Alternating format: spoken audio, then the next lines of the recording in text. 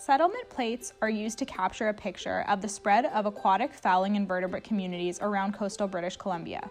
To deploy your settlement plates, you will need a clipboard with deployment field sheets, a GPS tracking device, plate building materials, and scissors to cut excess rope.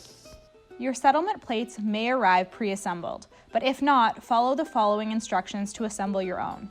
You will need rope, a brick that's been split in half, a PVC panel that will be provided to you, and long zip ties. When assembling, you will notice that one side of the PVC plate is smooth and that the other is sanded.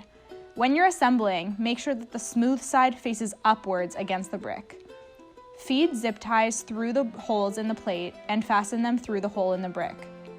Wrap the rope twice around the brick to secure it and finish with a self-tightening knot. We most commonly use a bowline knot. Ensure that the knot is in the middle of the brick so that when lifted, the settlement plate hangs parallel to the ground. When deploying at a new dock, make sure that you talk to the harbor master or the office to make sure that you're allowed to deploy plates there. It is best to deploy plates at the lowest tide possible. Begin by recording latitude and longitude at one location on the dock. When deploying plates, try to spread them out along the dock. If you are deploying at a smaller dock, plates must be placed a minimum of 1 meter apart. 2 stride lengths is a really good estimation of this measurement. Choose spots on the dock that are out of the way of frequent activity and where plates are the least likely to be disturbed or affect operations at the dock. Use a lead line to measure the depth to the bottom at each proposed plate location. Plates always need to be 1 meter from the bottom, and they hang 1 meter in the water column. You will therefore need to place plates at locations where there is a minimum depth of 2 meters at the lowest tide. If you don't have a measuring tape, you can estimate the 1 meter that plates must hang in the water as the distance between your nose and the tips of your outstretched fingers. Tie the rope above the 1 meter marking to a secure spot on the dock with another bowline knot. When dropping plates into the water, make sure that they are hanging parallel to the seafloor and are not hanging sideways or tilted. Don't forget to draw a detailed map that can be used to locate plates and the logger during retrieval. Many months later.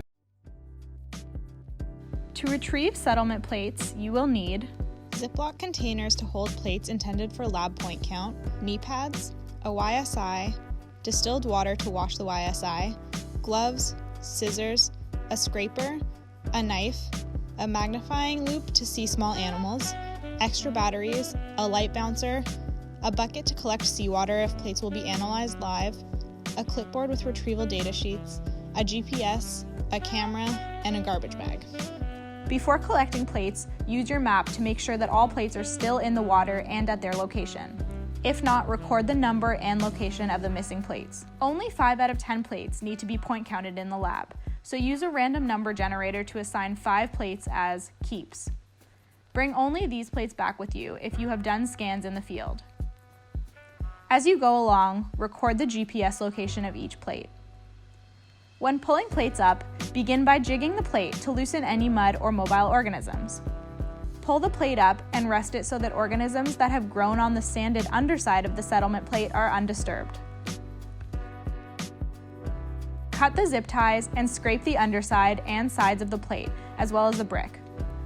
Place the plate with the growth side up and place the corresponding tag above the plate with the holes rotated to the top and bottom. Take a photo while ensuring to minimize glare on the plate. If it is very sunny, it may help to use a light bouncer. Use your invasive species scan field sheet to do a scan of each plate. Your sense of touch is useful, so don't be afraid to use it in the identification of species. If you are unable to do scans in the field, make sure to bring all plates back to the lab so that they can be done there. Scrape plates that have been designated as scans only. To properly transport keep plates, fill Ziploc containers with water and place the tag and plate inside with the growth side upright. If you are preserving plates, simply pour ethanol into the container until all animals are covered.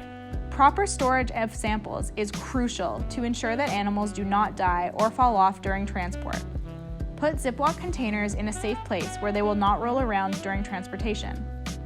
If you do not have Ziploc containers, you may use Ziploc bags as a replacement, but do not transport them sideways or on top of each other. Instead, lay each bag down individually with growth side up. so that they do not rub against each other. Lastly, find a central location to record water temperature, salinity, and dissolved oxygen with your YSI. Rinse it with distilled or fresh water before storing. And congratulations, you've completed your retrieval!